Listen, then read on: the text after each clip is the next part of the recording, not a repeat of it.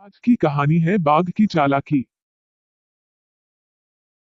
एक जंगल में एक बेहद चालाक बाघ अकेला रहा करता था।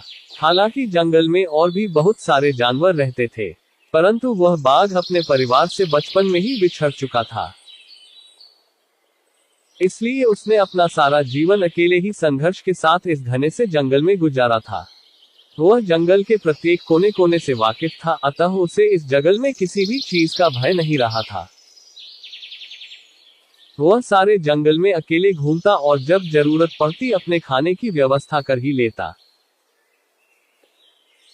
कहते हैं ना कि पारिवारिक व्यक्ति की घर की जिम्मेदारी ही उसी की जिंदगी से उस गुमराह कर देती है, क्योंकि वह हर वक्त अपने परिवार के सदस्यों के बारे में ही सोचता है।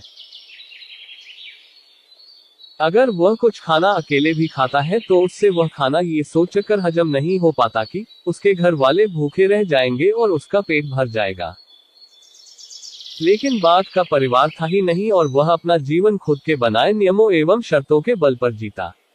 इसलिए वह हर दिन खुशी के साथ मौज मस्ती करके बिता लेता। वह बड़े से बड़े जानवर के साथ चालाकी से खिलवाड़ कर देता।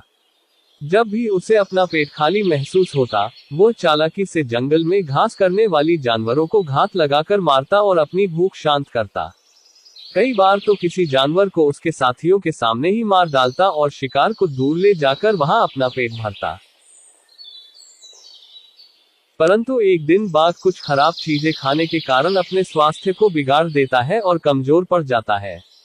परंतु फिर भी वह जीने की बहुत उम्मीद रखता है। तबीयत बिगड़ने के दौरान वह एक पेड़ के नीचे कई दिनों से झाड़ियों में ही बैठा रहता है।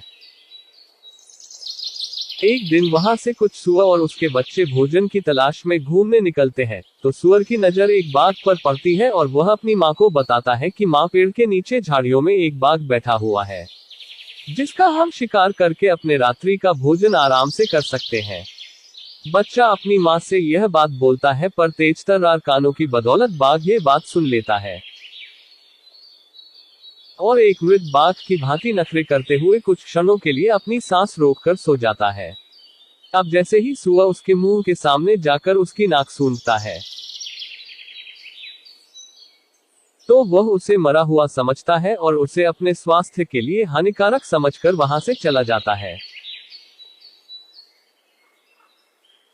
सीख इस प्रकार एक बाघ अपनी चालाकी के कारण सुअरों के मुंह से बच पाता है।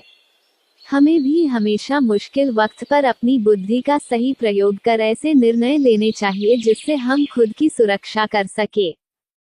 अगर आपको वीडियो पसंद आए तो लाइक करें, शेयर करें और सब्सक्राइब करें।